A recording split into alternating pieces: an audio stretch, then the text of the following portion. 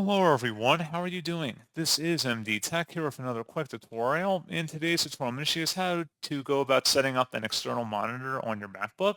So this should hopefully be a pretty straightforward process, guys. And without further ado, let's go ahead and jump straight into it. So all you have to do is just to connect the monitor to the Mac. You may need to ensure you have the correct cable, such as an HDMI or USB-C cable. Ensure that the monitor is powered on, and then you can adjust settings in the system settings window. So if you open up the Apple icon in the menu bar and then select system settings, and then on the left side you want to go down and select displays,